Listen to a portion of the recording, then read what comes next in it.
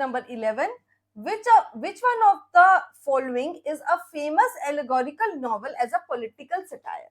बेटा मैंने अपने पिछले लेक्चर्स में भी आपके साथ डिस्कस किया था कि एलिगोरिकल होता है प्रतीकात्मक. क्या होता है? प्रतीकात्मक मीन्स कि जब कोई हम किसी के रूप में हम रिप्रेजेंट कर रहे हैं कुछ, जैसे कि इस नॉवल में क्या एलिगोरिकल नॉवल में कौन सा एलिगोरिकल नॉवल है? Animal Farm. तो इसमें क्या रिप्रेजेंट किया गया था? इसमें जो एनिमल लीडर्स थे, जो एनिमल लीडर्स थे वो पॉलिटिकल लीडर्स के रूप में रिप्रेजेंट किए गए थे. ठीक है. जैसे रशियन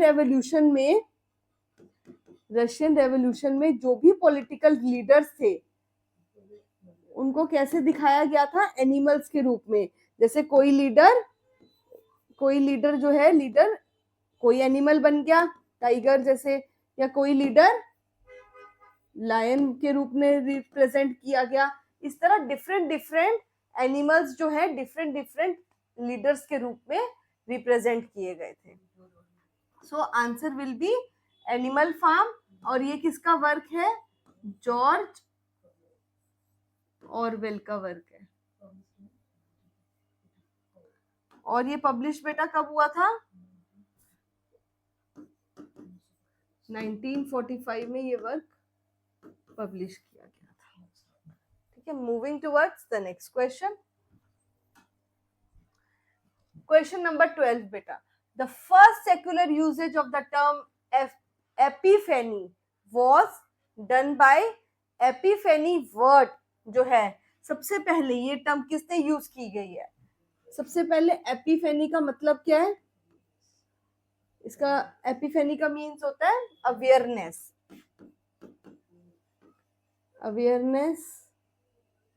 अवेयरनेस यानी बोध. किसी चीज का बोध होना, किसी चीज की जागरूकता होना. ठीक है.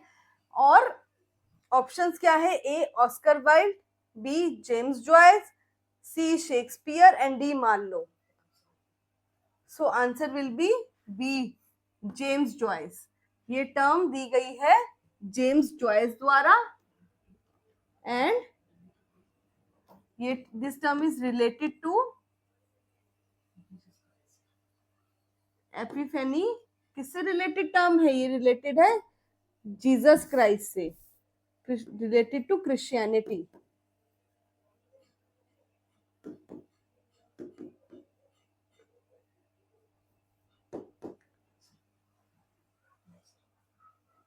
Next question.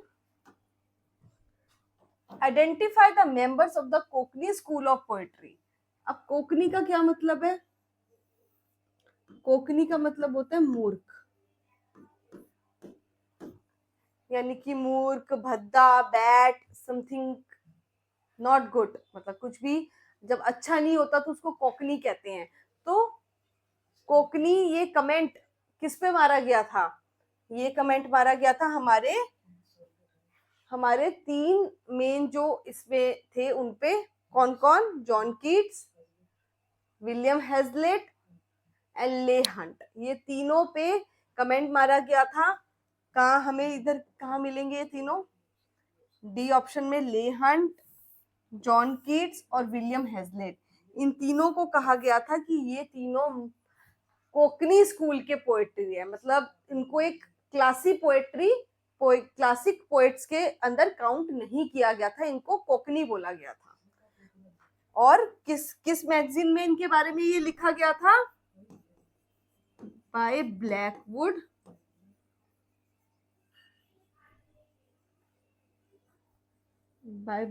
Magazine.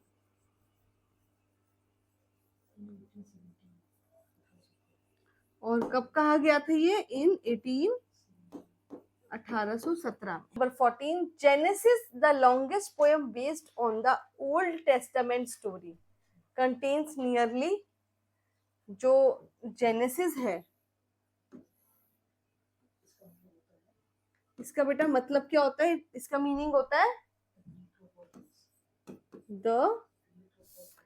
The creator. इसका मतलब होता है the creator of all things.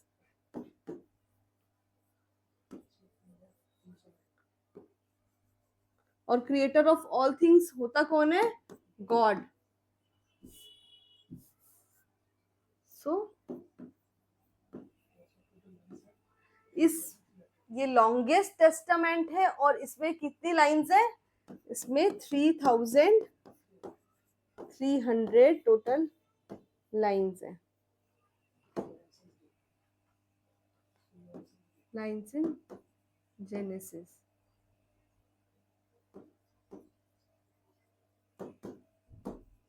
तीन 3,300 लाइन है. और ऑप्शन में हम देखेंगे तो 3000 लाइंस लिखा हुआ है, तो हम 3300 है तो हम 3000 अराउंड मान के चल सकते हैं. So it will be answer D, 3000 lines. Next question. Choose the play right who was killed in a brawl. वो प्ले राइट चूज करना है, वो ऑथर जो कि मार दिया गया था ब्रॉल में. ठीक है, ब्रॉल क्या होता है? झगड़ा. ठीक है, so fight. Brawl means fight. Fight के अंदर जो मार दिया गया था कौन था? He was Christopher Marlowe. और कैसे मारे गए थे? By stabbing. उनकी आंख के अंदर खंजर मार दिया गया था. So stabbing, by stabbing in the eyes of Marlowe. Next question. John Dryden All for Love is an example of. जो जॉन ड्राइडन का है ऑल फॉर लव, ये किसका एग्जाम्पल है? रोमांटिक कॉमेडी का, हीरोइक ट्रेजेडी का, हिस्ट्री प्ले का, या फिर कॉमेडी ऑफ ह्यूमर्स का? सो ऑल फॉर लव जो है एक हीरोइक ट्रेजेडी है, बेस्ड ऑन. और ये किस पे बेस्ड है? Based on Shakespeare.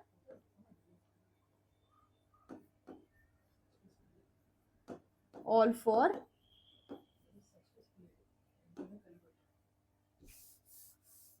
so it is based on Shakespeare's play Antony and Cleopatra. ठीक है. Which of the following is mismatched? इनमें से कौन सा है जो गलत मैच किया गया है एक दूसरे से? Which is mismatched? A. Truman Capote's The Cold Blood non-fictional novel. E. L. Doctorow's ragtime documentary fiction. C. S.W. Scott's Ivanhoe historical novel. V. Sinclair's The Jungle coastal roman. So option answer will be D. D is being mismatched. Next question number 18. Which of the following is not a revenge tragedy? इनमें से कौन सा है जो एक revenge tragedy नहीं है? तो हैमलेट हमें पता है शेक्सपियर की ट्रेजेडी है.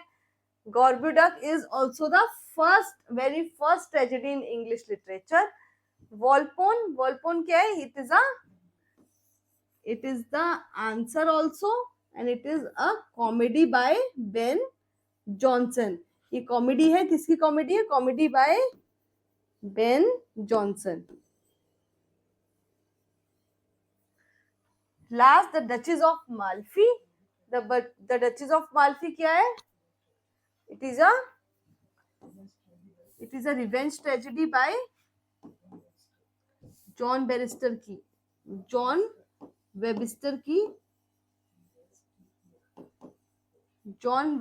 की क्या है? ट्रेजेडी है ये भी. सो इन चारों में से ऑप्शन क्या होगा? ऑप्शन सी, वॉल्पोन, यानी कि it is a comedy by Ben Johnson. Question 19. Which of the following is not a closed drama? इनमें से कौन सा है जो एक क्लोजेड ड्रामा की कैटेगरी में नहीं आता है? तो पहले हम देखते हैं कि कौन कौन से आते हैं क्लोजेड ड्रामा की कैटेगरी में. ये तीनों जो हैं ये क्या है? These three are closet drama. ये तीनों closet drama है. और दे आर लिरिकल ड्रामाज है ये सारे लिरिकल ड्रामाज हैं। और ये लिखे किसने है? लिरिकल हैं। Prometheus Unbound, it is the work by P B Shelley, ये पीबी शैली ने लिखा है। The dynast, Thomas, the Dynasts is the work of Thomas Hardy.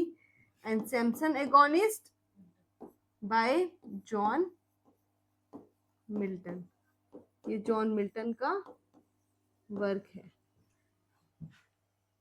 So answer will be A, all for love, जो कि एक heroic tragedy है by John Dryden.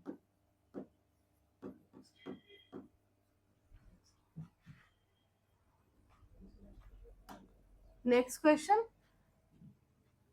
the period of Renaissance in Europe was an enthusiastic period of European culture, artistic, political and economic rebirth during which of the following century? ये एक rebirth का period था।